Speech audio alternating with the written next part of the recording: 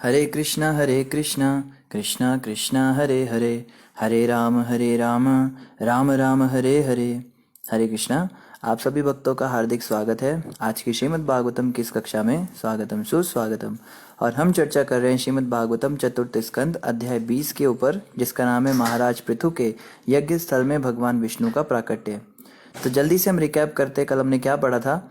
कल हम पढ़ रहे थे कि भगवान विष्णु प्रकट हुए थे पृथु महाराज के सामने, क्योंकि पृथु महाराज ने इंद्र को अपना घोड़ा चोरी किए जाने पर भी कोई दंड नहीं दिया। इसके विपरीत उन्होंने अपना स्वयं का ही यज्ञ बंद कर दिया और भगवान विष्णु बहुत प्रसन्न हुए कि आपने ऐसा किया। फिर भगवान विष्णु ने उनको आत्मा परमात्मा के विषय में ज्ञान दिया, शरीर और आत्मा के अंदर भेद बताया और भी बड़ी अच्छी अच्छी बातें बताई। और भगवान अपने साथ में इंद्र को भी लेकर आए थे, जो कि काफ़ी लज्जित थे अपने कार्य पर। तो आइए इसी श्रृंखला में हम पढ़ते हैं आज श्रीमद् भागवतम चतुर्थ स्कंद अध्याय 20 और श्लोक संख्या 18 से हम प्रारंभ करेंगे। यहाँ पे वर्णन आ रहा है, राजा इंद्र जो सामने खड़ा था अपने कार्यों से अत्यंत लज्जित हुआ और राजा पृथु के चरण कमलों का स्पर्श पाने के लिए उनके समक्ष गिर पड़ा। किंतु पृथु महाराज ने अत्यंत हर्षातिरेक में उसे तुरंत हृदय से लगा लिया और यज्ञ के अश्व को चुराने के कारण उत्पन्न समस्त ईर्ष्या त्याग दी। तो यहाँ बता रहे हैं कि राजा इंद्र जो पहले इतनी ईर्ष्या करता था पृथु महाराज से कि उनका यज्ञ का घोड़ा चुराने के लिए कभी संत बन रहे हैं, कभी साधु बन रहे हैं, कभी कुछ कर रहे हैं, कभी अंधकार कर रहे हैं, और अब ये इंद्र महाराज जो हैं ये जमीन पर गिर गए। किस लिए गिर गए? पृथु महाराज के चरण कमलों का स्पर्श करने के लिए। देखिए, इंद्र स्वर्ग के राजा हैं और पृथु महाराज एक मनुष्य हैं, तो भी एक देवता होते हुए वो मनुष्य के चरणों में प्रणाम कर रहे हैं। इससे हमें पता लगता है कि ऐसा इसलिए हो पाया क्योंकि पृथु महाराज भक्त थे भगवान के। वैष्णव होना जो है ये देवताओं से भी श्रेष्ठ हो जाना है। एक वैष्णव तो देवताओं के द्वारा भी वंदनीय और पूजनीय हो जाता है, बशर्ते कोई वैष्णव बने तो सही। वैष्णव होने का दावा बड़े लोग करते हैं, मगर ऐसे गुण कोई लाए। क्योंकि देखो इतनी सारी कृपा क्यों मिली। अगर तो पृथु महाराज अपने दूसरे तरीके अपनाते इंद्र को अपने सामने झुकाने के, झगड़ा करके या आहुतियाँ डाल के, तो भी इंद्र चरणों में तो आ जाता, लेकिन भगवान प्रसन्न ना होते। लेकिन ये जो विनम्रता वाला तरीका है, इसके कारण भगवान विष्णु ने स्वयं इंद्रदेव को कहा कि आप इनके चरणों में प्रणाम कीजिए। लेकिन जब इंद्र महाराज ने प्रणाम किया पृथु जी के चरणों में, तो पृथु महाराज ने क्या किया? तुरंत उन्हें उठाया और अपने हृदय से लगा लिया और सारी ईर्ष्या को भूल गए। सारा झगड़ा खत्म हो गया। ये रास्ता होता है। आगे कह रहे, राजा पृथु ने अपने ऊपर कृपालु भगवान के चरण कमलों की प्रभूत पूजा की। इस प्रकार भगवान के चरण कमलों की आराधना करते हुए भक्ति में महाराज पृथु का आनंद क्रमशः बढ़ता गया। तो पृथु महाराज ने भगवान के चरण कमलों की पूजा की, क्योंकि भगवान के ही भेजे हुए, भगवान की प्रेरणा से उद्भूत हुए ब्रह्मा जी के द्वारा ही पृथु महाराज ऐसा कार्य कर पाए थे, और उनके चरण कमलों की वंदना करके उनका आनंद और ज्यादा बढ़ गया। भगवान प्रस्थान करने ही वाले थे, किंतु वे राजा पृथु के व्यवहार के प्रति इतने वत्सल हो चले थे कि वे गए नहीं। तो देखो भगवान का कैसा स्वभाव है, यहाँ बता रहे हैं। हम तो सोचते हैं ना भगवान मतलब, जैसे कोई कहता है आप मंदिरों में इतनी घंटियां क्यों बजाते हो? क्या भगवान बहरा है? क्या उसको सुनाई नहीं देता? आप दुनिया की नींद को डिस्टर्ब करते हो, आप शंख बजाते हो, आप ये करते हो, लाउड स्पीकर के अंदर महामंत्र गाते हो। अरे भगवान को सुनाना है तो शांति से बैठ के सुनाओ, मंदिर के अंदर बैठो अपना आराम से। हम भी करते हैं पूजा पाठ, हम तो अपने ठाकुर जी के आगे शांति से बैठ के करते। ये क्या चिल्ला चिल्ला के तुम दुनिया को डिस्टर्ब कर रहे हो? ये कौन सी पूजा है भाई? ये कहाँ से तुमने नई पूजा सीखी है? नाच नाच के सड़कों पे और चिल्ला चिल्ला के तुम दुनिया को दिखा रहे हो। ये कौन सा तरीका है पूजा पाठ करने का? तो ऐसी बातें करने वाले लोग नास्तिक होते हैं, क्योंकि जानते नहीं कि हरिनाम का जप जो है ये स्वयं को तो पवित्र करता ही है, लेकिन सुनने वालों को भी पवित्र करता है। जितने दुनिया भर के जीव आत्माएं बाहर हैं, जीव जंतु हैं, कीड़े मकोड़े सुनते हैं, जानवर पशु पक्षी सुनते हैं, नास्तिक सुनते हैं, और भी दूसरे धर्म मजहब के लोग जो हरिनाम नहीं जप सकते किन्हीं कारणों से, वो भी इस हरिनाम को सुन के पवित्र होते हैं। तो दूसरी बात यहाँ पे रही कि भगवान की प्रसन्नता हमें देखनी है। ऐसा नहीं है कि घंटियां पीटने से भगवान जो है वो नाराज हो जाएंगे, ये होंगे। अरे भगवान इतने खुश हो जाते अपने भक्तों पर। देखो यहाँ भगवान को जाना था, भगवान के पास बहुत सारे काम थे करने के लिए। विष्णु भगवान प्रकट हुए पृथु महाराज के आगे और अपना आशीर्वाद देके चले जाते, पर भगवान जा ही नहीं रहे हैं, वहीं पे रुके हुए हैं। तो ये है भगवान का स्वभाव। भगवान एक व्यक्ति हैं, एक व्यक्तित्व हैं। वो कोई निराकार लाइट ऐसे नहीं हैं। निराकार तो कभी सोच ही नहीं सकता, कृपा कैसे करेगा निराकार? बताइए। कृपा करने के लिए कम से कम कुछ इच्छा तो होनी चाहिए, इच्छा करने के लिए कुछ तो होना चाहिए, मन बुद्धि कुछ शरीर कुछ तो हो। चरण कमलों की पूजा करो, चरण कमल होने चाहिए तो पूजा करेंगे ना। तो यहाँ पे बता रहे हैं भगवान वहीं रुक गए अपने भक्त के पास। अपने कमल नेत्रों से महाराज पृथु के आचरण को देखकर वे रुक गए, क्योंकि वे सदा ही अपने भक्तों के हितैषी हैं। भगवान हमेशा अपने भक्तों का कल्याण चाहते हैं। जब दो भक्त झगड़ते हैं ना तो भगवान बहुत दुखी हो जाते हैं। भक्तों को चाहिए कि हमारी आपस में जब लड़ाई होती है ना, जैसे मैंने कई भक्तों को देखा है, छोटी छोटी बातों पे लड़ते हैं, हल्की हल्की सी बात, कुछ बात ही नहीं होती, उनको बस झगड़ा करना होता है। तो उनके झगड़े से भगवान दुखी हो जाते हैं, उनके झगड़े से गुरुदेव दुखी हो जाते हैं, उनके झगड़े से अन्य भक्त दुखी हो जाते हैं। भक्तों को चाहिए कि अपने लिए नहीं तो कम से कम भगवान के लिए तो झगड़ा ना करें। और महाराज पृथु देखो, इंद्र ने तो बदलना ही नहीं था, इंद्र तो मन बना लिया था कि मैं इसको यज्ञ करने ही नहीं दूंगा। तो महाराज पृथु को जब ब्रह्मा जी ने समझाया तो वो स्वयं ही पीछे हट गए। देखो, समझाया भी उसको जाता है जो थोड़ा बुद्धिमान हो, जो थोड़ा विवेकशील हो, ऐसे व्यक्ति को समझाया जाता है। कभी दो भक्तों में झगड़ा हो जाता है तो हम देखते हैं कि प्रभु जी आप तो बस मुझे ही समझाने आ जाते हो। अरे गलती सारी वो करती है, गलती सारी वो करता है, आप मुझे ही समझाते हो, आप हमेशा मुझे ही पीछे होने को कहते हो, ये क्या बात है? तो इसका ये मतलब नहीं है कि प्रभु जी को लगता है कि हमारी गलती है। इसका ये मतलब है कि उन्हें ये लगता है यही बुद्धिमान है, ये समझ जाएगा बात को, ये बात को समझ सकती है, इसलिए इसको बोला जा रहा है। तो जब भी हमें गुरुजन समझाते हैं, हमें गुरुदेव समझाते हैं, हमारे सीनियर समझाते हैं, या हमारे माँ बाप भी समझाते हैं, या कोई भी समझाता है, तो उसका ये मतलब होता है कि उनके दिमाग में ये एक्सपेक्टेशन है कि ये समझदार है, इसको समझाने से इसके अकल में बात आ जाएगी। बेशक गलती दूसरे की हो, लेकिन फिर भी हमें ही समझाया जाता है। जैसे बचपन में हम क्या करते थे, हमारा छोटा भाई कभी कुछ गलती करता था तो हम भी देखते रहते थे उसको, गलती पहले वो करेगा तो फिर हम उसको डांट लगा देते थे। डांट लगाने के बाद उसने रोते रोते जाना और जाके कंप्लेन करनी, मामी से या मम्मी से, जिससे भी कंप्लेन करनी। तो कह रहे हैं इन्होंने मेरे को डांट दिया, ऐसा कर दिया, वैसा कर दिया। तो हमारी बहुत डांट लगती थी, उसके आगे हमें बहुत डांट लगाई जाती थी। तो हमें भी गुस्सा आता था, भाई सारी गलती इसने करी, आप पहले तो कहते हो कि इसको डांटो और इसके सामने आप हमें डांट देते हो, फिर ये कैसे हमारी बात सुनेगा?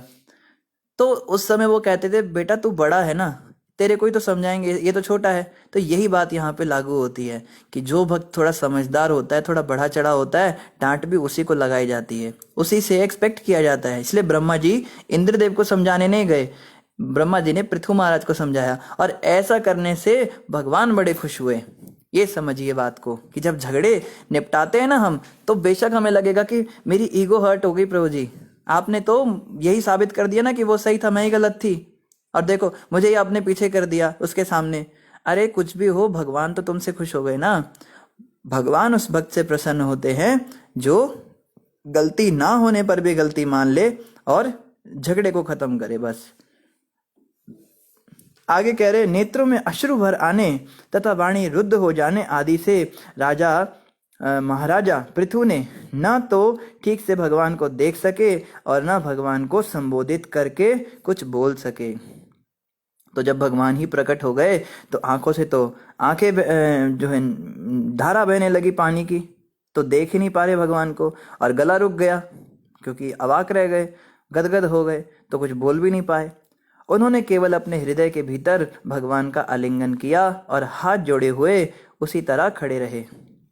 तो खड़े हुए हैं, कुछ बातचीत नहीं हो रही है, भगवान खड़े हैं, भक्त खड़े हैं, भक्त भगवान को देख रहे, भगवान भक्त को देख रहे हैं, और भगवान का जाने का ही मन नहीं कर रहा है, सारा कुछ खत्म हो गया, अब जा ही नहीं रहे भगवान, तो ये भी खड़े हुए उनके आगे हाथ जोड़ के। भगवान अपने चरण कमलों से पृथ्वी को स्पर्श करते हुए खड़े थे, और उनके हाथ का अगला भाग सर्पों के शत्रु गरुण के उन्नत कंधे पर था।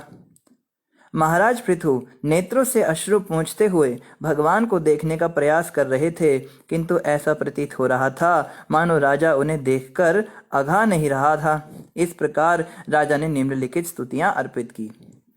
तो भगवान विष्णु जो है वो जा ही नहीं रहे हैं। अब ये दोनों वेट कर रहे भगवान जाएं तो हम भी अपना कुछ काम धाम करें। भगवान ने एक हाथ तो गरुड़ जी के कंधे पर रखा हुआ है और चरणों को पृथ्वी पर रखा हुआ है।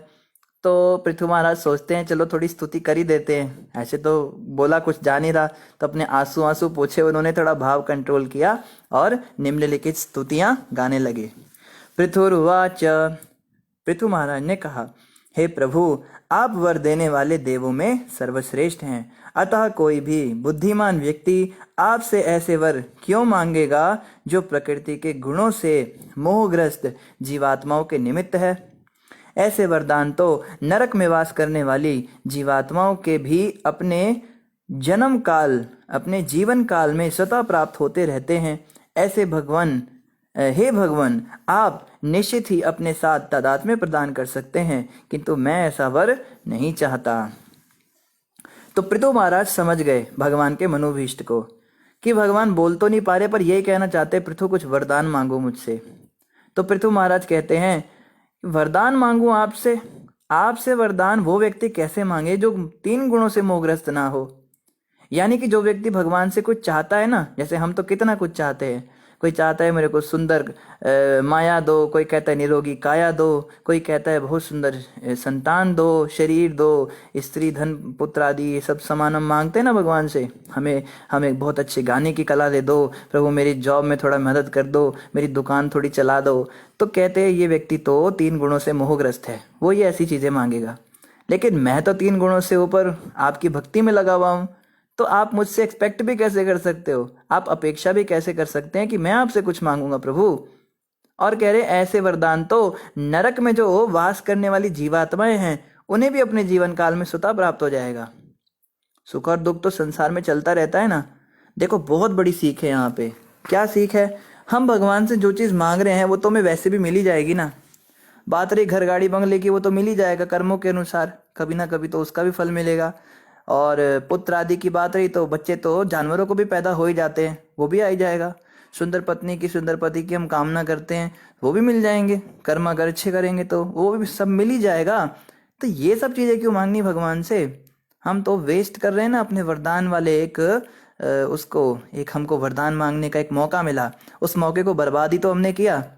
जो हमें वैसे ही मिल जाएगा वही चीज अगर हमने मांग ली, जैसे मान लो आपकी माता जी बहुत खुश हो जाए आपसे, बेटा आज मैं बहुत खुश हूँ, तुम बोलो आज मैं क्या बनाऊं, तुम जो कहोगे मैं वो बनाऊंगी, आज मैं बहुत खुश हूँ, तुम्हारे नंबर इतने अच्छे आए।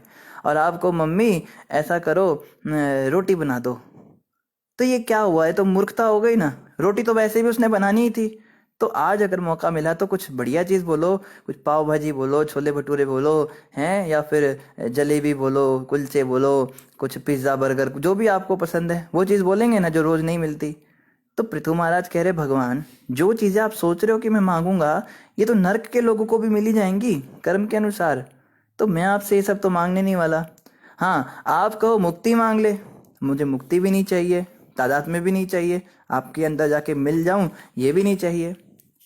आगे कह रहे हे भगवान मैं आपसे तादात्म्य के वर की इच्छा नहीं करता, क्योंकि इसमें आपके चरण कमलों का अमृत रस नहीं है। तादात्म्य मतलब कई लोग कहते हैं ना कि बस समुद्र की बूंद समुद्र से निकली और वापस समुद्र में मिल जाएगी, या आत्मा शरीर से निकलेगी और भगवान में जाकर विलीन हो जाएगी। हम तो भगवान में ही जाकर विलीन हो जाएंगे, इसको मुक्ति कहते हैं, तादात्म्य कहते हैं। लेकिन ऐसी मुक्ति जो है भक्तों के लिए ये पिशाची है, ऐसी मुक्ति की चाह ये पिशाची है। हमारे लिए तो ये बहुत बड़ा, लोग तो कहते नहीं तो वरदान है, ये तो जीवन की सिद्धि है भगवान में तादात्म्य होना। लेकिन भक्त लोग कहते हैं तो बहुत बड़ा अभिशाप है, ये तो श्राप है हमारे लिए, बहुत बड़ी सजा है ये। क्यों सजा है? क्योंकि उसमें भगवान के चरण कमलों का अमृत रस नहीं, भगवान की सेवा नहीं कर सकते, वहां बस घूमते रहो, आत्मा बन के उस दिव्य ज्योति में घूमते रहो, कोई काम नहीं करने को, भगवान की सेवा नहीं करने को। ऐसा जीवन तो नरक के बराबर है भक्तों के लिए। फिर कहते हैं मैं तो 10 लाख कान प्राप्त करने का वर मांगता हूं। भगवान कहेंगे भाई ये कैसा वरदान है, तेरे इतनी छोटी सी खोपड़ी में मैं 10 लाख कान कैसे फिट करूंगा? अब पर अब मांगा तो है, 10 लाख कान क्यों चाहिए भाई तुझे? जिससे मैं आपके शुद्ध भक्तों के मुखारविंदों से आपके चरण कमल की महिमा का गान सुन सकूं। मुझे कथा सुननी है, ये है सबसे बड़ी सेवा। आप देखो, ये वरदान मांगा जा रहा है। हम सोचते ना कथा तो रोज ही सुनते हैं, ये क्या मांगना, हम कुछ पैसा मांगते, गाड़ी मांगते हैं। और पृथु महाराज कहते हैं पैसा गाड़ी तो मिल ही जाएगा, हम कथा मांगते हैं। मेरे 10 लाख कान हो जाएं और मैं उनसे खूब सारी कथा सुनूं। आपकी कथा सुनने में कितनी रुचि है पृथु महाराज को। देखो, जिस भक्त को भगवान की कथा सुनने में रुचि उत्पन्न हो गई ना, उस भक्त के तो फिर वारे न्यारे हो गए, बस यही समझना है, उसकी तो मुक्ति के रास्ते खुल गए। हमें कथा सुनना लगता है ये तो बड़ा चीप है। कथा तो दुनिया भर की, यूट्यूब पे खोलो दुनिया भर की कथाएं, या फेसबुक भरा पड़ा है, दुनिया भर की कथाएं चल रही हैं। भागवत कथा कहते वृंदावन के अंदर आप अगर पत्थर हवा में फेंक के मारो तो वो किसी कथा के पंडाल में जाके गिरेगा। इतनी सारी कथा के पंडाल लगे होते हैं वहां पे। तो कोई कहे भाई इतनी सारी कथा कथा कथा चल रही है, तो बड़ी चीप चीज है, तो बड़ी आराम से अवेलेबल हो रही है। पर ध्यान से आप सुनेंगे तो यहाँ पे लिखा है, मैं आपके शुद्ध भक्तों के मुखारविंदों से आपके चरण कमलों की महिमा का गान सुन सकूं। पहली बात तो कथा किसी शुद्ध भक्त के मुख से मिले मुझे, ये वरदान है वास्तव में। किसी सच्चे संत के, किसी सच्चे शुद्ध भक्त के मुख से अगर कथा सुनने को मिल जाए तो उसका तो कहना ही क्या। कथा करने वालों की तो लाइन लगी हुई है, बाजार लगा हुआ है। 7 लाख की कथा, 20 लाख की कथा, 50 लाख की कथा, बताओ कौन सी वाली करानी है? आप कहोगे भाई हमें ये सब नहीं कराना, हमें ऐसे भक्त से कथा करानी है जो शुद्ध भक्त हो। कहेंगे वो नहीं हो सकता। शुद्ध भक्त का मतलब होता है मन, वाणी और कर्म से, तीनों से केवल भगवान कृष्ण की प्रसन्नता के लिए कार्य करेगा। वो कभी अपने लिए सोचेगा ही नहीं, कभी भी अपने इंद्रियों के लिए सोचेगा नहीं, वो कभी कुछ मांगेगा नहीं, कुछ डिमांड नहीं करेगा, वो बस भगवान की भक्ति में लगा रहेगा। उसको कहते शुद्ध भक्त। तो ऐसे शुद्ध भक्त पहली बात तो मिलते ही नहीं। मिलते हैं तो ये लोग कथा नहीं करते, ये लोग किसी कंदराओं में, गुफाओं में छिपे हुए अपना भजन कर रहे होते हैं। और अगर ऐसा कॉम्बिनेशन मिल जाए कि शुद्ध भक्त भी है और कथा भी कर रहा है, तो वो कहते हैं कि आपके चरण कमलों की महिमा का गान मैं ऐसे भक्तों से सुनना चाहता हूँ। मेरे 10 लाख कान हो, 1-2 कानों से भी मेरी तृप्ति नहीं होगी। मैं चाहता हूँ 10 लाख कान हो, तब जाके मुझे लगेगा अब कुछ आनंद आना शुरू हुआ है। हम तो कहते हैं ना मुझे 10 लाख मोबाइल फ़ोन दे दीजिए, 1-2 से काम नहीं चलता है। 10 लाख तरह के मेरे को जूते चाहिए, 10 लाख तरह की गाड़ियाँ चाहिए, हैं, पत्नियों में भी वैरायटी चाहिए, पतियों में भी वैरायटी चाहिए, हमें तो ये सब चाहिए। कुत्ते बिल्लियों वाला जीवन मिलेगा फिर अगले जन्म में? वैरायटी लो, हर दिन अलग कुत्ते के साथ घूमो, मनुष्य जीवन में क्यों ये सब मांगते हो? तो ऐसी ऐसी जो इच्छाएं करने वाले हैं फिर जानवरों की योनि में जाएंगे ना। लेकिन यहाँ पे कह रहे नहीं, 10 लाख कान हो और खूब कथा सुनूं। हे भगवान, महान पुरुष आपका महिमा गान उत्तम श्लोकों द्वारा करते हैं। आपके चरण कमलों की प्रशंसा केसर कणों के समान है। जब महापुरुषों के मुख से निकली दिव्य वाणी आपके चरण कमलों की केसर धूलि की सुगंधि का वहन करती है, तो विस्तृत जीवात्मा आपसे अपने संबंध को स्मरण करता है। भगवान पूछेंगे भाई कथा में ऐसा भी क्या है, तू कथा क्यों सुनना चाहता है? मुझसे मुक्ति मांग ले, मुझसे तू कुछ और मांग ले, कोई वरदान मांग ले, संसार की कोई वस्तु मांग ले, कथा में ऐसा क्या तेरे को लगता है? तो पृथु महाराज कहते हैं आपकी जो दिव्य कथा है आपके चरण कमलों की केसर धूलि की सुगंध को वहन करती है। आपके चरणों में एक केसर लगा होता है, केसर की सुगंध आती है आपके चरणों से, और उस केसर की सुगंध जो है वो कथा में आ जाती है।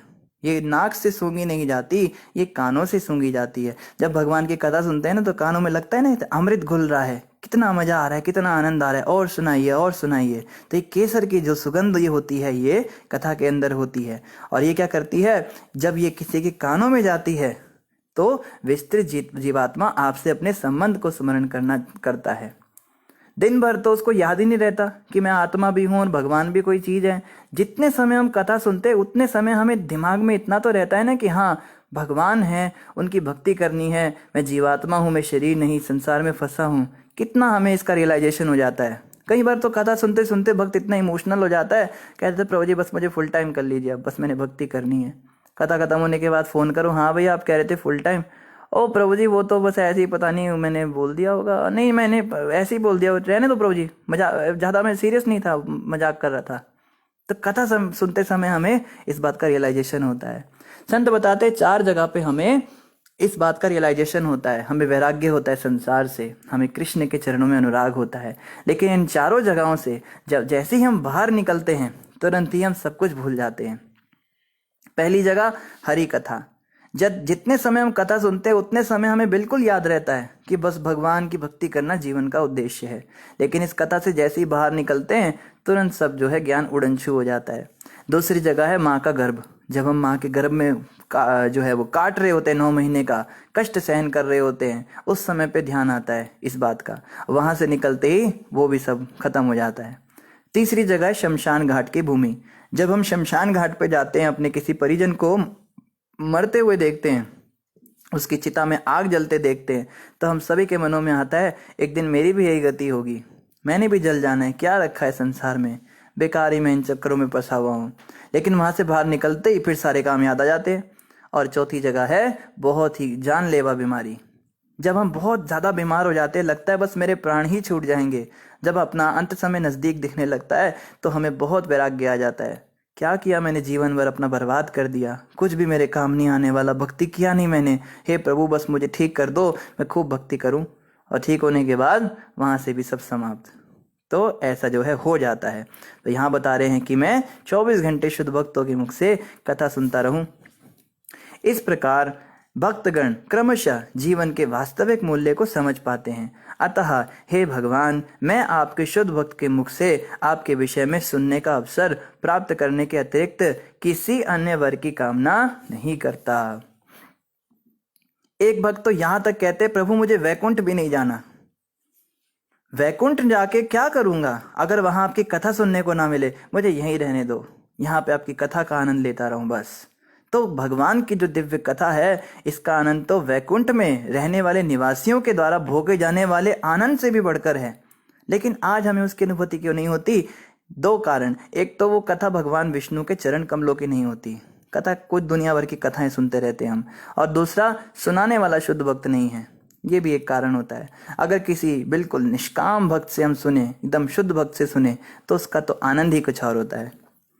आगे कह रहे हैं, हे अत्यंत कीर्तिमय भगवान, यदि कोई शुद्ध भक्तों की संगति में रहकर आपके कार्यकलापों की कीर्ति का एक बार भी श्रवण करता है, तो जब तक कि वह पशुतुल्य ना हो, वह भक्तों की संगति नहीं छोड़ता।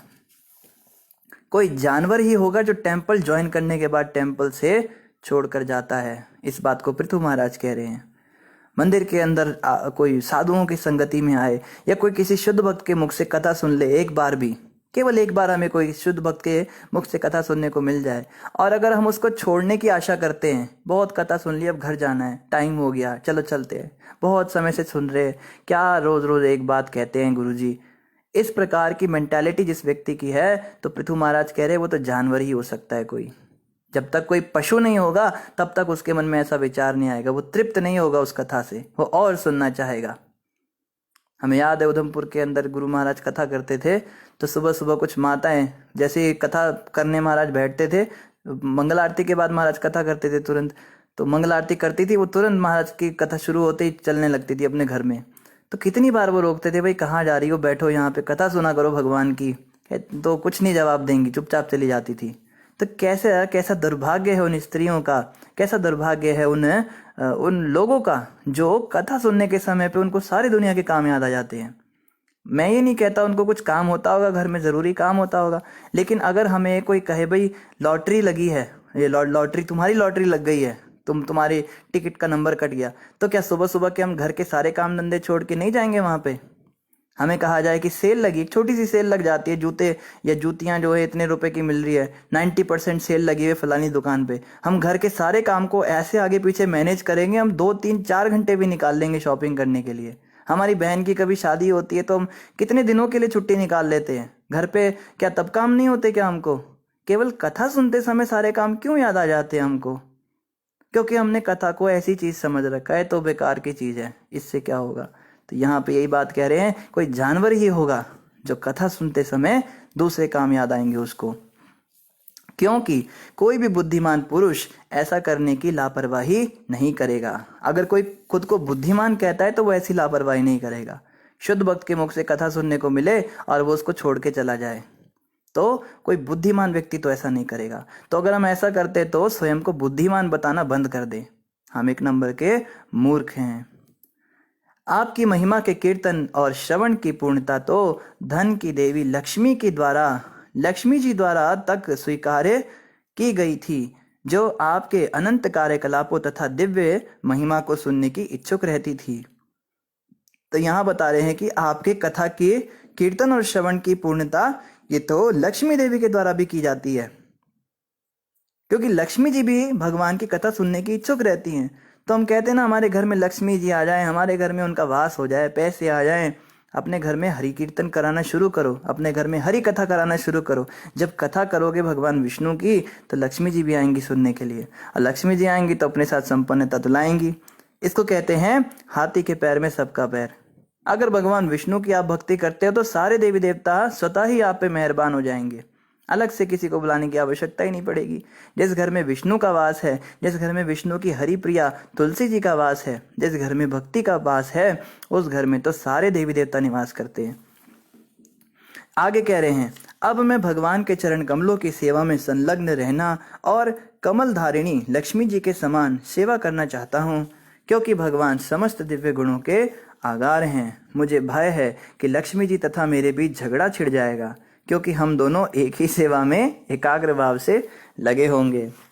तो पृथु महाराज कह रहे, मुझे तो सीधे आपके चरणों की सेवा चाहिए, जैसे लक्ष्मी जी आपके चरण की सेवा करती रहती हैं, मुझे वो सेवा चाहिए।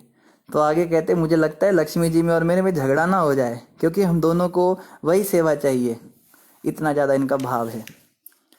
आगे कह रहे, हे जगदीश्वर, लक्ष्मी जी विश्व की माता है, तो भी मैं सोचता हूँ कि उनकी सेवा में हस्तक्षेप करने तथा उसी पद पर जिसके प्रति वे इतनी आसक्त हैं कार्य करने से वे मुझसे क्रुद्ध हो सकती हैं।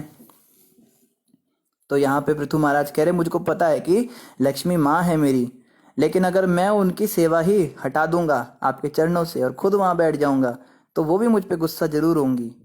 फिर भी मुझे आशा है कि इस भ्रम के होते हुए भी आप मेरा पक्ष लेंगे। मुझे फिर भी आशा है कि आप लक्ष्मी जी का पक्ष नहीं लेंगे, आप मेरा पक्ष लेंगे। क्यों भाई? भगवान कहेंगे तेरा पक्ष क्यों लूंगा?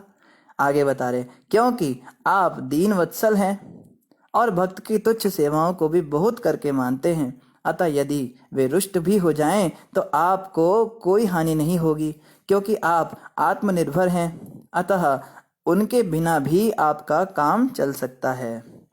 आप तो आत्मनिर्भर है ना, लक्ष्मी जी नहीं भी रहेंगी तो भी आपका तो काम चल जाएगा। और बात रही उनके गुस्से की, तो आप उन्हें संभाल लेना, वो माता है तो आप भी पिता हैं, लेकिन मुझे आप अपनी सेवा जरूर देना अपने चरणों की। और यहाँ पे कह रहे हैं, आप अपने भक्तों की तुच्छ सेवाओं को भी बहुत करके मानते हैं। ये भगवान का बहुत बड़ा गुण है, कृष्ण भगवान का बहुत बड़ा गुण है, ये उनको देवी देवताओं से अलग बनाता है। सामान्य देवी देवताओं के लिए हम कितने सारे जप, हवन, यज्ञ, कितना कुछ करते हैं। बताया जाता है कि मंत्रोच्चारण करते हुए मंत्र का एक शब्द भी अगर गलत हो गया तो व्रत का पूरा प्रभाव ही उल्टा पड़ जाता है। व्रत करते समय कोई त्रुटि हो गई, छोटी मोटी गलती हो गई तो व्रत पूरा उल्टा पड़ जाता है, दोबारा व्रत करना पड़ता है। इसलिए कर्म कांड में जब पूजा पाठ कराए जाते हैं तो बहुत विधि विधान से करने पड़ते हैं। उसके लिए बिल्कुल पंडित जी जैसे जैसे कहते हैं वैसे वैसे करना होता है। बहुत सारी बातों का ध्यान रखना होता है, शुद्धि का ध्यान रखना होता है, इस दिशा में बैठना है, इस समय बैठना है, इतनी बार जपना है, बहुत सारे नियम होते हैं। लेकिन भगवान कृष्ण ऐसे हैं। और देखो, देवी देवताओं का इतना कुछ करने के बाद भी उनका मूड होगा तो वो देंगे, नहीं मूड होगा तो नहीं देंगे। लेकिन भगवान कृष्ण ऐसे हैं, केवल एक फूल तोड़ के आप भगवान के चरणों में डाल दो, भगवान उतने में ही इतने खुश हो जाते हैं। भगवान कहते हैं इसको मैं क्या दे दूं। भगवान के चरणों में एक तुलसी ही चढ़ा दो, भगवान कहते हैं बस इसको मैं क्या दे दूं, इतने खुश हो जाते हैं। छोटी छोटी सेवाएं, भगवान के मंदिर में झाड़ू लगा दिया एक दिन, भगवान के और कुछ नहीं तो दरवाजा ही खोल दिया, सुबह कपाट खोल दिए, शाम को शयन के बाद मंदिर के दरवाजे बंद ही कर दे। छोटी छोटी सेवाएं, इनको करने मात्र से भगवान इतने खुश हो जाते हैं। तो हम तो कितनी सेवा करते हैं भगवान की। हम भगवान के लिए मंगलारती करते हैं, हम माला का जाप करते हैं, उनकी और भी ठाकुर जी की सेवा करते हैं, उनको भोग लगाते हैं, उनको जगाते हैं, घर में नहलाते धुलाते हैं। ये सारी की सारी सेवाएं नोट हो रही है। ये ना सोचे कोई भक्त क्या ये रोज रोज वही आरती करना, वही भोग लगाना, दिमाग खराब हो गया, एक दिन भूखा रहेगा तो क्या मर जाएगा क्या ये। कई भक्त कहते हैं भगवान थोड़ा ना भूखे हैं, रहने दो आज भोग, क्या होता है। लेकिन भगवान छोटी छोटी सेवाओं को भी देखते हैं। सब नोट हो रहा है, सब कुछ नोट हो रहा है। और भगवान कृष्ण गीता में कहते हैं, स्वल्पम अपयस्य धर्मस्य त्रायते महतो भयात्।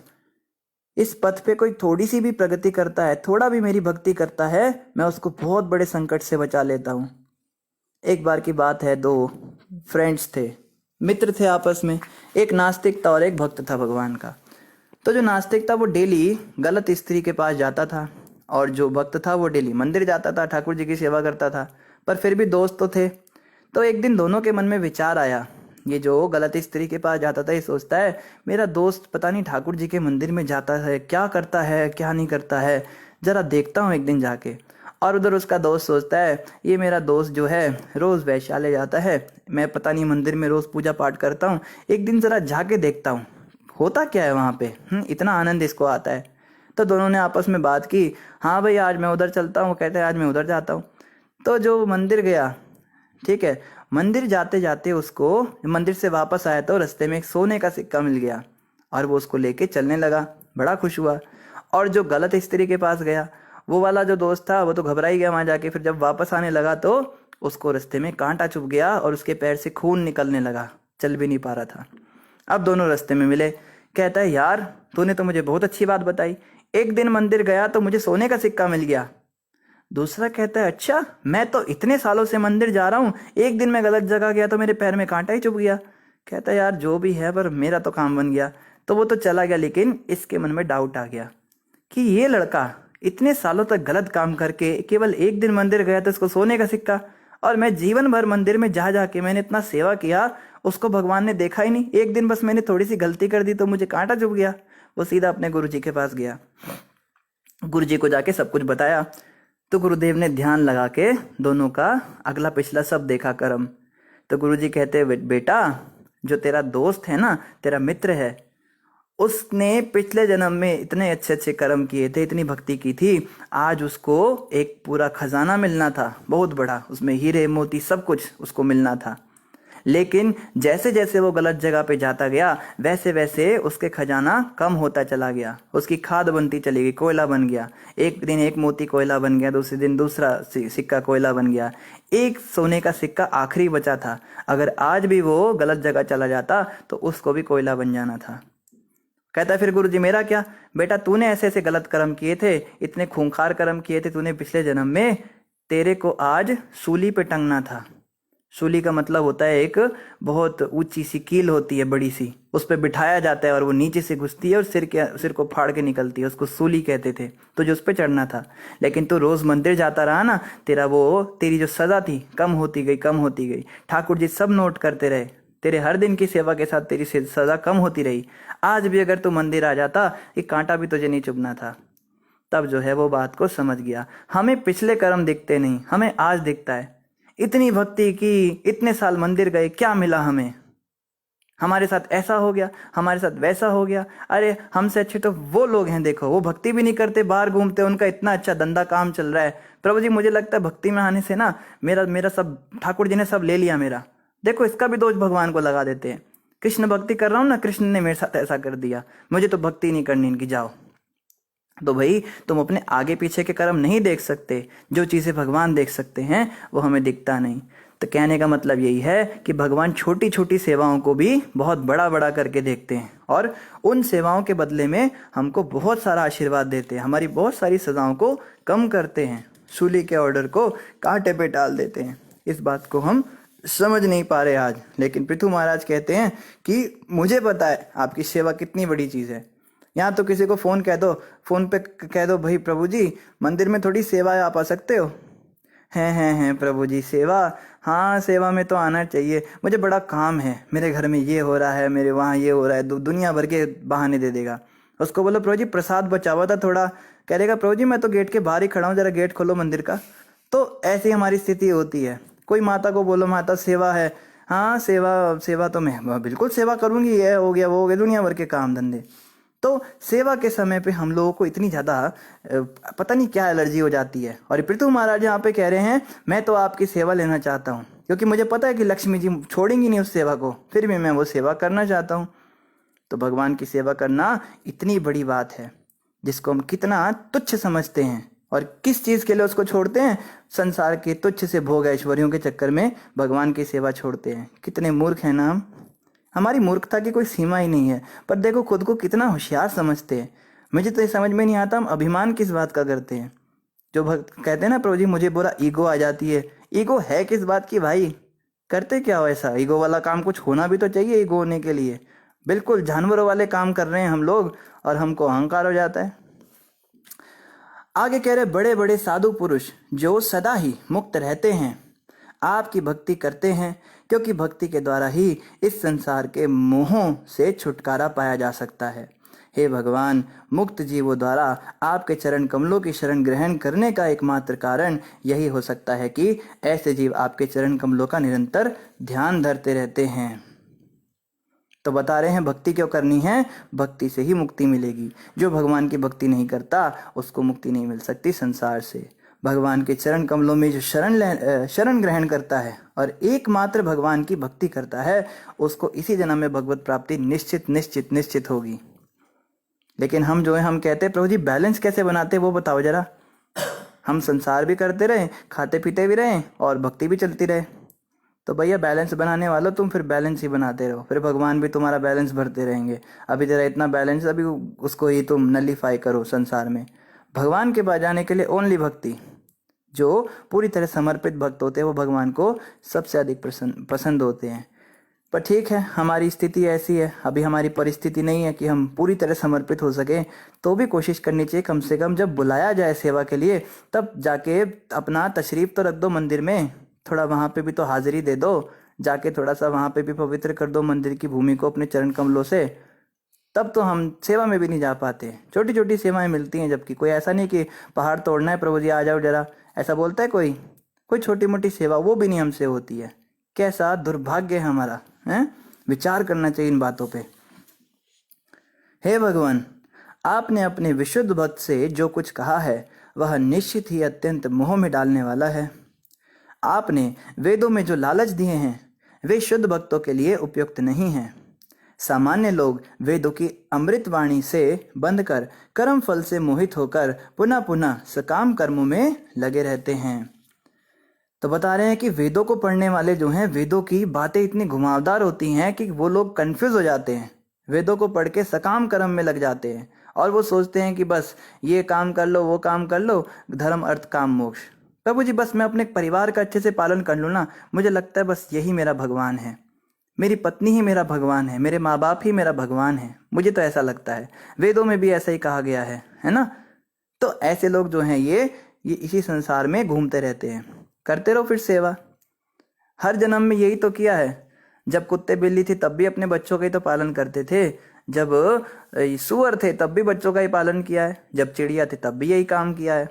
तो परिवार का पालन करके कोई बहुत महान थोड़ा ना बन जाता है। लेकिन जो व्यक्ति परिवार का भी पालन नहीं कर रहा वो तो जानवरों से भी गिरा हुआ है। इसका मतलब कम से कम परिवार का पालन तो करना ही है, ये तो करना ही पड़ेगा। ये तो मनुष्य क्या, ये तो जानवर बनने की क्वालिफिकेशन है। लेकिन इसके साथ साथ अगर कोई व्यक्ति भक्ति में लगा है तो वो कह सकता है कि हाँ मनुष्य हूं। धर्मो ही तेषाम अधिको विशेषो धर्मेण हीन पशु भी समाना। जो व्यक्ति धर्म को नहीं जानता, धर्म का आचरण नहीं करता, कुछ भी काम करता है शास्त्रों के विरुद्ध काम करता है, वो व्यक्ति तो जानवर है, पशु भी समाना। क्योंकि जानवर भी धर्म को नहीं समझ सकता और आप भी नहीं समझ रहे। कभी ऐसा होता है कोई बिल्ली आके कहे चूहे को, चूहा तू तो पकड़ में आ गया पर तेरी बड़ी खुशकिस्मती, आज एकादशी का दिन है, मेरा व्रत है, आज मैं तुझे खाऊंगी नहीं, जा खैर मना। कभी होता है ऐसा? कोई कुत्ते आके कहते जरा भागवतम क्लास का टाइम हो गया, जरा हमें जाना है, मंदिर जाना है। कुत्ते बिल्ली नहीं समझ सकते इन बातों को। तो मनुष्य होकर अगर कोई व्यक्ति ये काम नहीं करता, केवल परिवार का पालन करता है, तो वो तो जानवर ही हुआ ना। और आगे कह रहे हैं भगवान, आपकी माया के कारण इस भौतिक जगत से सभी प्राणी अपनी वास्तविक स्वाभाविक स्थिति भूल गए हैं और वे अज्ञानतावश समाज, मित्रता तथा प्रेम के रूप में निरंतर भौतिक सुख की कामना करते हैं। तो यहाँ पे बात कर रहे हैं उन लोगों की जो कहते हैं प्रभु जी हम अपने लिए कुछ नहीं करते, हम अपने समाज के लिए सोचते हैं, हम समाज का कल्याण चाहते हैं, हम तो सोसाइटी के लिए सोचते हैं। कोई कहता है प्रभु जी हम अपने लिए नहीं सोचते, हम तो अपने मित्रों के लिए सोचते हैं। खुद से पहले मैं अपने दोस्तों के लिए सोचता हूँ, मैं बड़ा परोपकारी हूँ, मैं सेल्फिश नहीं हूँ। कोई कहेगा मैं अपने अपने लिए थोड़ा ना करता हूँ, मैं तो अपने बच्चों के लिए कमा रहा हूँ, अपने बच्चों के लिए पाप कर रहा हूँ, अपने लिए थोड़ा ना कर रहा हूँ। तो चाहे मित्र हो, समाज हो, या बच्चे हो, या प्रेमी हो, कोई भी हो, इनके लिए हम कार्य क्यों कर रहे हैं? क्योंकि ये हमारे हैं। समझिए इस बात को। ये मित्र मेरा है इसलिए मैं इसके बारे में सोच रहा हूँ। ये बच्चे मेरे हैं इसलिए मैं इनके लिए सोच रहा हूँ। ये समाज मेरा है, जो भी मेरा है उसके लिए मैं सोचूंगा, जो मेरा नहीं है उसके लिए नहीं सोचूंगा। इसका मतलब मैं अभी भी खुद के लिए ही सोच रहा हूँ। जो लोग कहते हैं हम अपने लिए नहीं सोच रहे, आप अपने लिए ही सोच रहे हैं, क्योंकि आप उन लोगों के लिए सोच रहे हैं जो आपसे जुड़े हुए हैं। तो ये लोग जो हैं ये स्वयं को ही मूर्ख बना रहे हैं। तो खुद के लिए जो व्यक्ति जीता है वो क्या है? वो तो संसार में ही घूमता रहेगा, भौतिक सुखों का आनंद लेता है, कामनाओं की पूर्ति करता है।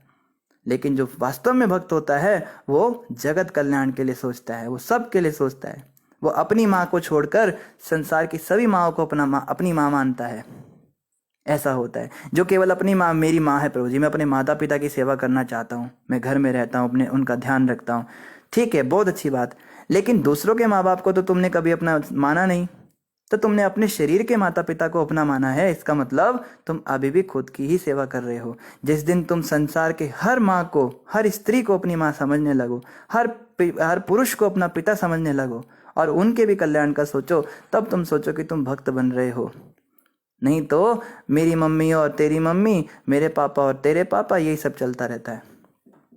अतः आप मुझे किसी प्रकार का भौतिक लाभ मांगने के लिए ना कहें, बल्कि जिस प्रकार पिता अपने पुत्र द्वारा मांगने की प्रतीक्षा किए बिना उसके कल्याण के लिए सब कुछ करता है, उसी प्रकार से आप भी जो मेरे हित में हो मुझे प्रदान करें। तो पृथु महाराज कह रहे हैं आप तो पिता है ना, आपसे क्या मांगू, आप स्वयं ही दे दीजिए जो आपको ठीक लगे। तो ये इसको कहते हैं समर्पण। भगवान कृष्ण से जब भी हम प्रार्थना करने जाएं तो हमने तो बहुत लंबी लिस्ट बना रखी होती है, मगर उस लिस्ट के अंदर सब चीज़ें हमारे काम की हैं ये बात ज़रूरी नहीं, या सब चीज़ें हमारे काम आएंगी ये बात भी ज़रूरी नहीं। तो हमें एक ही प्रार्थना करनी चाहिए, हे नाथ, हे मेरे प्रिय भगवान, आप तो पिता है ना, आपको पता है मुझे क्या ज़रूरत है, मेरे को इस समय किन वस्तुओं की आवश्यकता है और कौन सी चीज़ें मेरे लिए लाभकर हैं। तो कृपया करके आप स्वयं ही दे दीजिए जो आपको ठीक लगे। मेरे को तो बड़ा कुछ अच्छा लगता है, पर हो सकता है वो मेरे लिए ठीक ना हो, तो आपको जो ठीक लगता है बस आप वही दे दीजिए। ये प्रार्थना भक्तों को करनी चाहिए।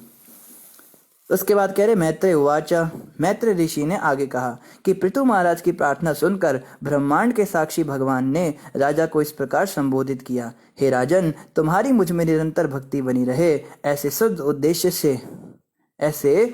उद्देश्य से जिसे तुमने बुद्धिमत्ता पूर्वक व्यक्त किया है, दुर्लंघ्य माया को पार किया जा सकता है।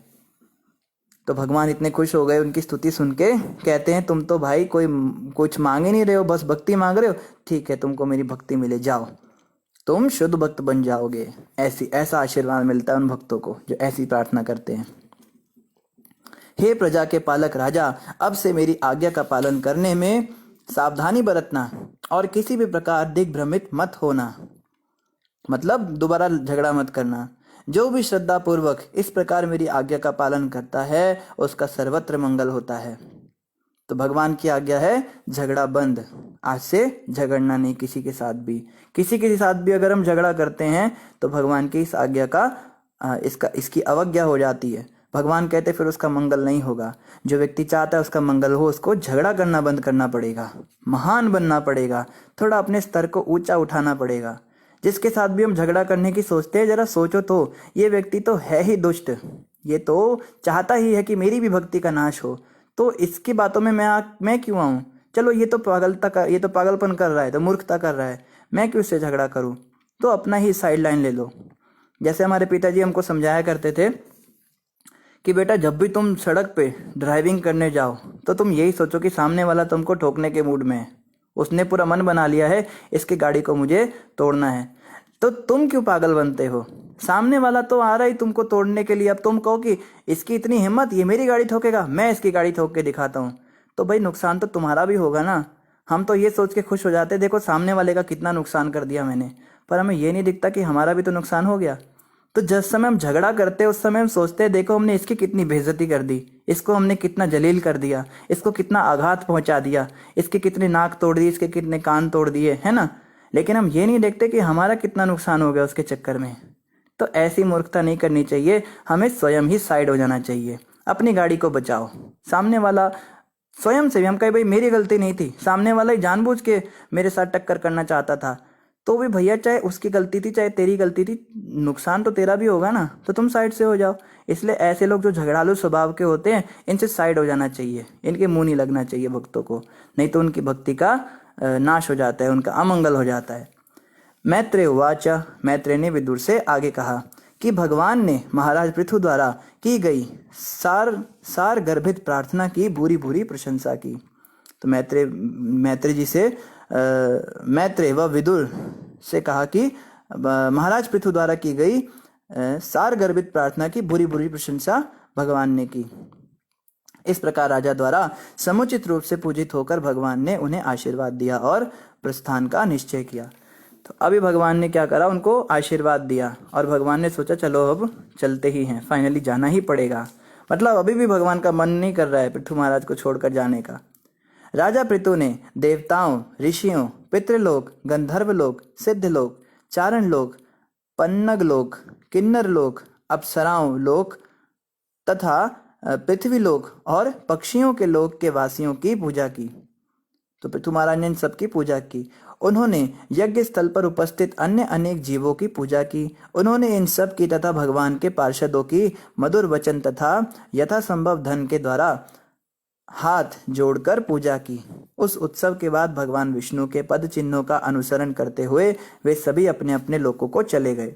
तो जहाँ पे यज्ञ होना था 100वां यज्ञ तो नहीं हो पाया, लेकिन भगवान विष्णु से बहुत सारे इनको आशीर्वाद प्राप्त हो गए और सबकी पूजा करी उन्होंने पृथु महाराज ने, और सबको यथा योग्य धन दिया और सब अपने अपने लोक में वापस चले गए। राजा तथा वहां पर उपस्थित पुरोहितों के मनों को मोहित करने के बाद अच्युत भगवान परव्योम में अपने धाम वापस चले गए। तो भगवान अपने परम लोक को चले गए। तत्पश्चात राजा पृथु ने समस्त देवों के परम स्वामी भगवान को सादर नमस्कार किया। यद्यपि वे भौतिक दृष्टि से देखे जाने की वस्तु नहीं है, फिर भी भगवान ने महाराज पृथु के नेत्रों के समक्ष अपने को प्रकट किया। भगवान को नमस्कार करके राजा अपने घर चले आए। तो फाइनली भगवान को नमस्कार किया और राजा भी अपने घर में चले आए। और इसी प्रकार हमारा 20वां अध्याय भी संपन्न हुआ। अभी हम 21वां अध्याय पढ़ेंगे। 21वें अध्याय का नाम है महाराज पृथु द्वारा उपदेश। तो अब जो है फाइनल स्टेज पर पहुंच रहे पृथु महाराज की ये कथा समाप्त होने वाली है। तो कथा में शुरुआत में यही होता है कि उनके कार्यकलाप बताए जाते हैं, बाद में उनके उपदेश बताए जाते हैं। तो अभी महाराज पृथु के उपदेश बताए जाएंगे, क्या उपदेश देकर गए वो।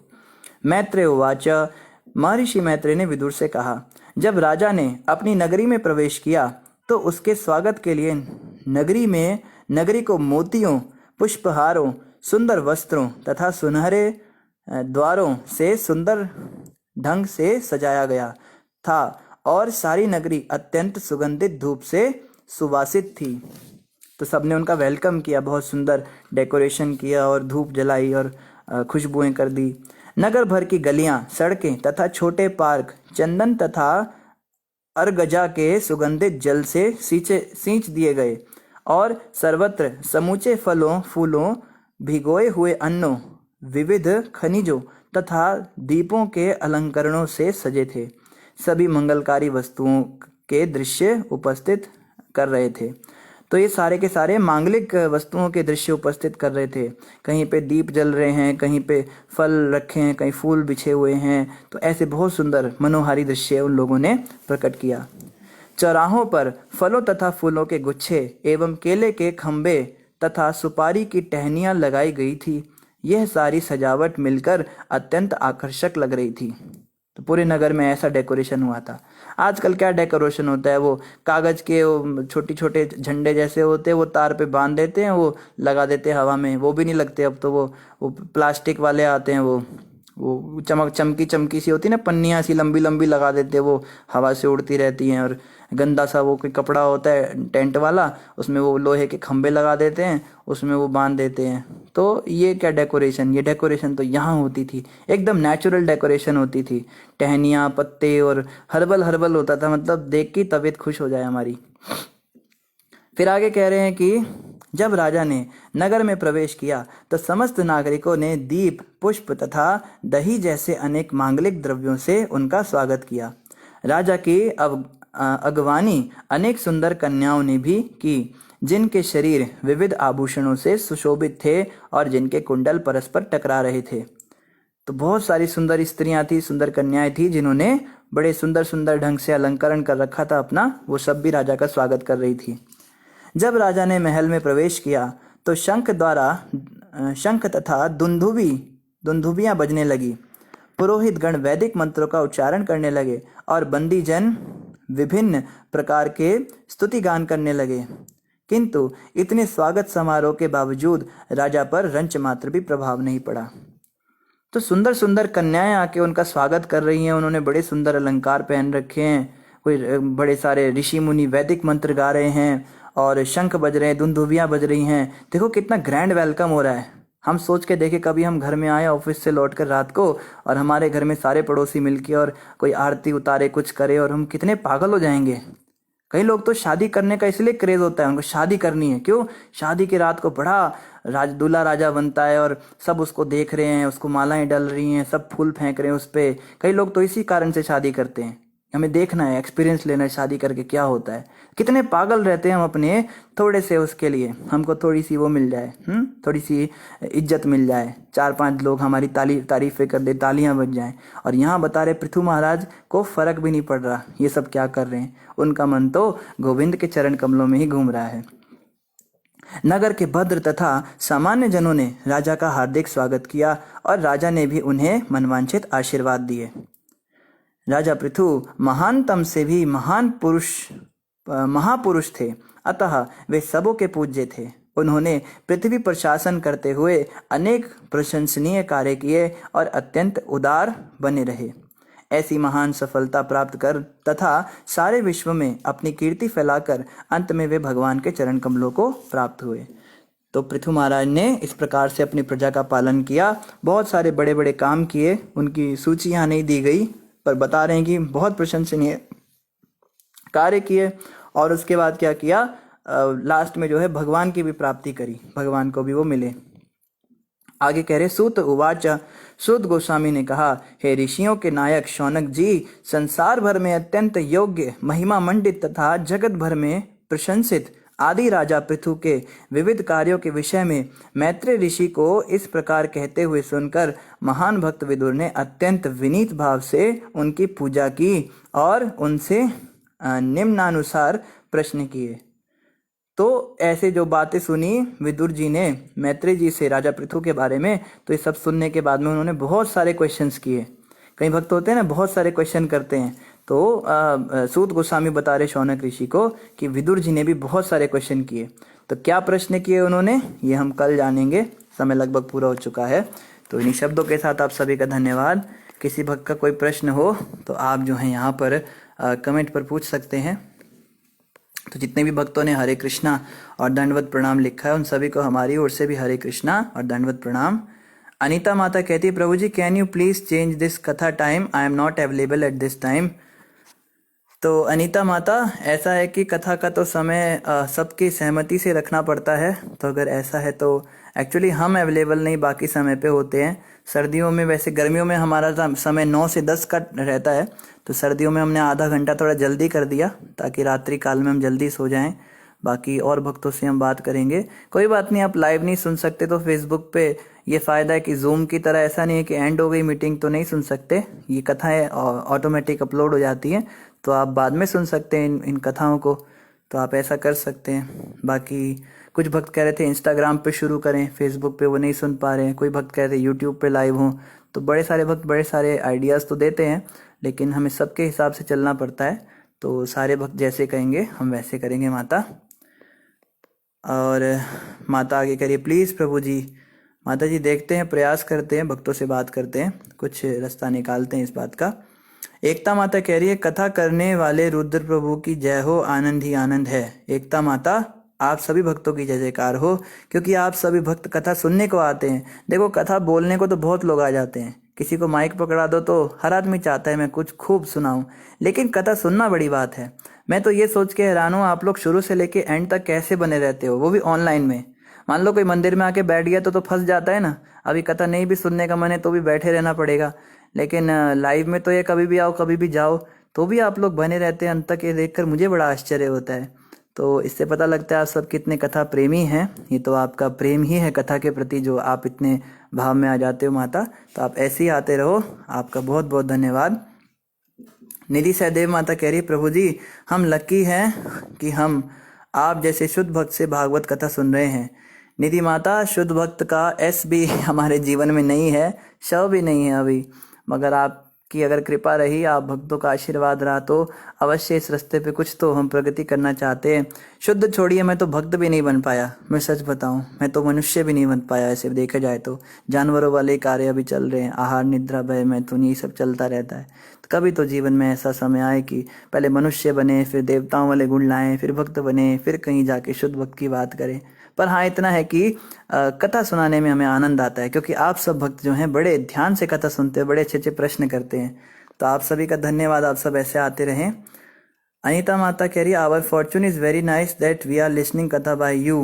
माता, ये हमारा फॉर्चून है कि आप सब कथा में आ रहे हो। कृपा करके हम पर ऐसे ही कृपा बनाए रखिए प्रभु जी। अब आप मुझे बहुत ज़्यादा वो कर देते हो, कभी कभी एम्बैरेसमेंट हो जाता है।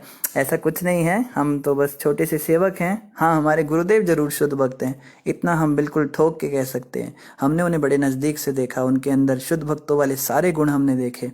उनमें है प्रभुपाद जी में, हमारे सारे आचार्य, ये सभी शुद्ध भक्त हैं। इसलिए हम बार बार कहते हैं महाराज जी के प्रवचन सुनिए। अभी वैकुंठ प्रभु कथा का लिंक डालेंगे, महाराज जी के मुख से कथा सुनिए, प्रभुपाद जी के मुख से कथा सुनिए।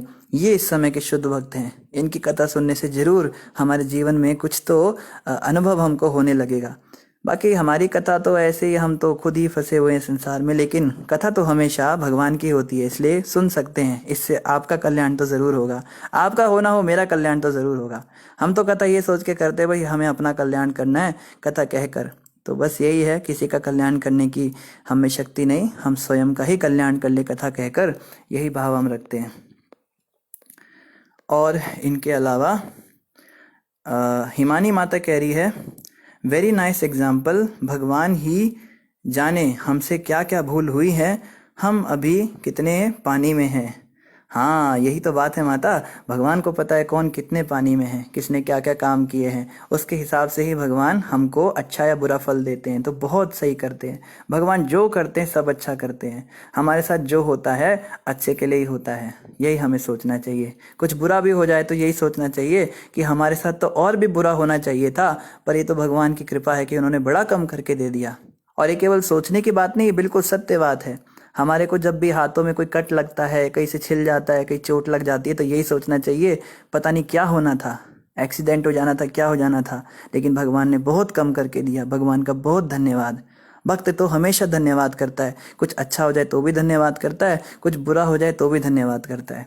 यही भक्तों की समझ होती है। मनोज शर्मा जी कह रहे हैप्पी मकर संक्रांति। प्रभु जी आप सबको भी, आप जितने भी सुनने वाले हैं, आप सभी को भी मकर संक्रांति की बहुत बहुत बधाइयाँ। और दिशी माता कह रही है, हरे कृष्णा प्रभु जी, ठाकुर जी और बिहारी जी में क्या डिफरेंस होता है। माता जी, ठाकुर का मतलब होता है जो स्वामी है, ठाकुर हैं, तुम ठाकुर और हम सेवक। तो ठाकुर की जो है सेवा की करनी चाहिए हमको, तो ये भाव होता है कि ये हमारे स्वामी और हम इनके सेवक। और बिहारी जी का मतलब होता है जो विहार करते हैं, अलग अलग जगह पर जाते हैं, हमारे हृदय में जो विहार करें, हमारे हृदय के अंदर कभी तो भगवान आए और वहाँ बैठे। जैसे बगीचे में हम जाके बैठते हैं ना, तो बहुत सारे फूल वगैरह उगाते हैं, जहाँ बहुत सुंदर बगीचा होता है। ऐसे हम हृदय के अंदर बहुत अच्छे अच्छे गुणों को विकसित करें कि ठाकुर जी उसमें आकर विहार करें, कभी भगवान भी वहाँ पे आना चाहे, तो उनको कहते हैं बिहारी जी। तो ठाकुर मतलब जिनकी हम सेवा करना चाहते हैं, और बिहारी जी मतलब जिनको हम अपने हृदय में बिठाना चाहते हैं। और इनके अलावा अंकित मौर्य जी कह रहे हैं, प्रभु जी कृपया योग माया के बारे में बताएं, योग माया कौन है। अंकित जी, योग माया का मतलब होता है भगवान की अंतरंगा शक्ति। तो भगवान की दो शक्तियां मेन होती है, एक योग माया होती है, एक महामाया होती है। महामाया बहिरंगा शक्ति, योग माया अंतरंगा शक्ति। योग माया जो है वो सुभद्रा जी होती हैं और महामाया होती हैं भद्रकाली जी। तो इस संसार का संचालन दुर्गा माता देखती हैं, इस भौतिक जगत को दुर्गा माता चलाती हैं, इसलिए इसको ये दुर्ग कहा जाता है। ये दुर्ग है और इस दुर्ग में जो इसके संचालक हैं वो दुर्गा देवी। और जो भगवान का धाम है, जो भगवान का नित्य गोलोक वृंदावन धाम है, जो भगवान का चिन्मय व्योम धाम है, जहाँ वैकुंठ में सब भक्त लोग उनके साथ रहते हैं, उसका संचालन योग माया जी देखती हैं। तो योग माया के अंतर्गत तुलसी महारानी भी आती हैं, राधा रानी भी आती हैं, सुभद्रा जी भी आती हैं। तो ये जो है ये भगवान के धाम में कैसे लीलाएं संपन्न करनी हैं, कैसे उनके अलग अलग ऐश्वर्य बढ़ाने हैं, उनके भक्तों को कैसे और आनंद देना है, ये वो देखती हैं। और इस संसार के अंदर कैसे कैदियों को और परेशान करना है, पापियों को और पीटना है और मारना है। आप देखो दुर्गा माता के हाथ में मारने पीटने का ही सामान होता है। 8 हाथ हैं, 8 हाथों से वो पिटाई करती हैं। कभी त्रिशूल भोंकती हैं, कभी वो धनुष से मारती हैं, कभी गदा मारती हैं सिर पे, कभी चक्र से गले काटती हैं। और एक तो उन्होंने स्पेसिमेन भी रखा होता है, एक उन्होंने उदाहरण भी रखा होता है हाथ में, एक कटा हुआ सिर, कि अगर तुमने ज़्यादा बदमाशी की तो ऐसा तुम्हारे गला कट जाएगा, जैसे इसका काट रखा है मैंने। तो ये सब जो है ये उनके हाथ में होता है। तो ध्यान रखना चाहिए, दुर्गा माता जो हैं ये इस संसार में कैदियों को, पापियों को, दुष्टों को सताती हैं, उनको परेशान करती हैं। तो हम ऐसे काम ना करें कि दुर्गा माता को मजबूर होना पड़े हमें भी मार पिटाई करने के लिए। तो हम योग माया के संरक्षण में जाएं, हम दैवी प्रकृति का संरक्षण लें, हम राधा रानी का संरक्षण लें, जिनके हाथ में केवल आशीर्वाद होता है और पुष्प होते हैं। तो वो हमें ज़रूर भगवान की सेवा में लगाएंगी। तो दुर्गा माता भी भगवान की सेवा में लगाती है, मगर वो थोड़ा दूसरे तरीके से सेवा में लगाती हैं, और राधा रानी भी सेवा में लगाती हैं, वो दूसरे तरह से। तो वो योग माया होती हैं। ठीक है, लक्ष्मिंदर जी भी हरे कृष्णा कह रहे हैं, कहते प्रभु जी हमारे धर्म में इतना कुछ है कि लोग परेशान होकर कोई साहिब बंदगी, कोई राधा स्वामी, ये आपने कल भी डाला था कमेंट। लक्ष्मिंदर जी आपका बहुत अच्छा भाव है, आप जुड़े रहिए। महामंत्र करते हैं आप? लक्ष्मिंदर जी सारी बात बाद में करना, पहले आप मुझे बताइए अब जप कितना करते हो, आप ज़रा बताओ, माला करते हो या नहीं करते हो? कह रहे कल ऑडियो ब्रॉडकास्ट के कारण जवाब नहीं ले पाया। अच्छा, कल आप जवाब नहीं ले पाया तो आप दोबारा से उसको सुन लीजिए, कल जवाब दे दिया हमने, लेकिन आज हम आपसे जवाब लेंगे। आप हमें बताएं जप कितना करते हैं। नहीं करते तो शुरू कर दीजिए। महामंत्र का जप करने से ही हमारे सारे पाप कटेंगे, हमारे सिरों पे जो पापों की गठरी है वो दूर होगी हमारे सिरों से। तो लखविंदर जी जप कीजिए। वैकुंठ प्रभु ने महाराज जी के प्रवचन का लिंक डाल दिया, कृपया करके आप सभी इसको सुनिए। और लखविंदर जी आगे कह रहे हमारे यहाँ कोई कृष्ण टेम्पल नहीं है और इस्कॉन 35 किलोमीटर दूर है, तो क्या करना चाहिए?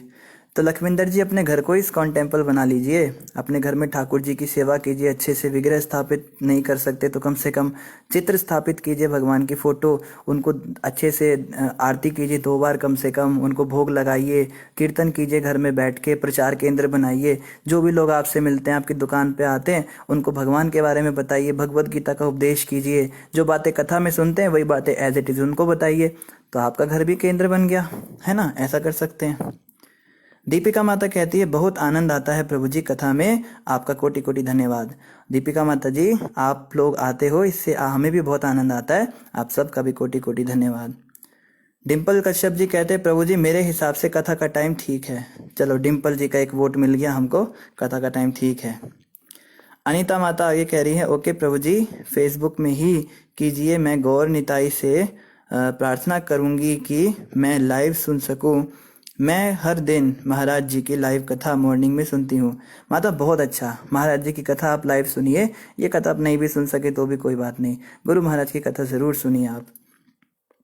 स्कंद पवार जी कह रहे वेरी नाइस, धन्यवाद। आप भी आते हैं कथा में, हमें बहुत अच्छा लगा। आपसे मिले हुए बड़ा समय हो गया, मुजफ्फरनगर में आप रहते थे हमारे घर के सामने, तो बहुत धन्यवाद। आप कथा सुनते हैं, कभी इधर ज़रूर आपसे दोबारा मिलना हो पाए तो। आगे नीता माता कह रही भगवान की हम पतित पर बहुत कृपा है कि आपके मुखारविंद से कथा सुन रहे हैं लॉकडाउन में, सब तरफ से कृपा मॉर्निंग में महाराज जी से। और धन्यवाद माता, ऐसे ही आप जुड़े रहिए, बस आप सब आशीर्वाद देते रहिए। अशोक जी कह रहे धन्य हो प्रभु जी, कृष्ण कृपा बनी रहे।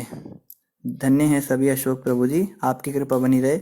लखविंदर जी आगे कह रहे ऑडियो ब्रॉडकास्ट की वजह से परेशान हूँ, गुस्सा आता है जब आपको नहीं सुन पाता। लखविंदर जी, गुस्सा करने से क्या होगा? आप ऐसा कर लिया कीजिए, अगर ऑडियो ब्रॉडकास्ट ठीक से नहीं आता नेट कनेक्शन की वजह से, आप बाद में सुन लिया कीजिए। ये कथाएं जो है ना, ये अपलोड हो जाती हैं। लखविंदर जी, आपसे मैं बात करूंगा, हमारा एक ग्रुप है व्हाट्सएप में, तो उस पर डेली कथा का लिंक आता है। जो भक्त लोग लाइव नहीं सुन पाते वो सब उस ग्रुप में ऐड हो जाइए। उस ग्रुप में डेली कथा का लिंक आता है, कथा के बाद में या कथा के समय पे भी आ जाता है, तो उस पर क्लिक करके आप कथा को कभी भी सुन सकते हो। ये कथाएं कभी डिलीट नहीं होती हैं, या आप चाहो तो 1-2 महीने बाद भी सुनोगे तो भी रहेंगी। तो वो सारे लिंक्स जो हैं उस ग्रुप में हैं। अगर किसी पर्टिकुलर दिन का लिंक किसी भक्त को चाहिए हो तो वो भी हम अवेलेबल करा देंगे। जो भक्त उस ग्रुप में ऐड होना चाहते हैं वो हमारे मैसेंजर पे हमें मैसेज कर दें, नहीं तो वैकुंठ प्रभु डेली ग्रुप का लिंक भेजते ही हैं, तो उस पर केवल टच करना है। देखो भक्त लोग कितनी सेवा करते हैं हमारी, तो भी हम कितने कृतज्ञ होते हैं। वैकुंठ प्रभु डेली कथा व्हाट्सएप ग्रुप का लिंक डालते हैं, कोई ज्वाइन ही नहीं करता उसमें, तो इतनी सारी आसान सहूलियत दे दी उन्होंने। तो लखविंदर जी, आप ऐसा कीजिएगा, आप उस ग्रुप में ज्वाइन कर लीजिए, उससे आपको डेली कथा का लिंक आ जाएगा। अनीता माता कह रही, प्रभु जी, पृथु महाराज भगवान विष्णु के धाम चले जाने के बाद धाम चले गए थे। धाम चले जाने के बाद धाम चले गए थे, अच्छा, भगवान विष्णु के धाम जाने के बाद। हाँ जी, हाँ जी, भगवान विष्णु जब धाम चले गए थे ना, तो उसके बाद में पृथु महाराज ने बहुत समय तक राज किया इस संसार पे, बहुत अच्छे अच्छे काम किए, और उसके बाद में वो धाम चले गए। जी, भगवान विष्णु के धाम चले गए। मुनीश जी कह रहे, हरे कृष्णा कृष्ण कृष्ण हरे हरे, हरे राम राम राम हरे हरे। धन्यवाद मुनीश जी। तो अब जो है हम राधा माधव गाएंगे और उसके साथ ही आज का ये अपना कथा समापन करेंगे। और एकता माता का कल कोई भजन रह गया था, एकता माता आप दोबारा पूछ लीजिए अगर आप सुन रहे हैं तो।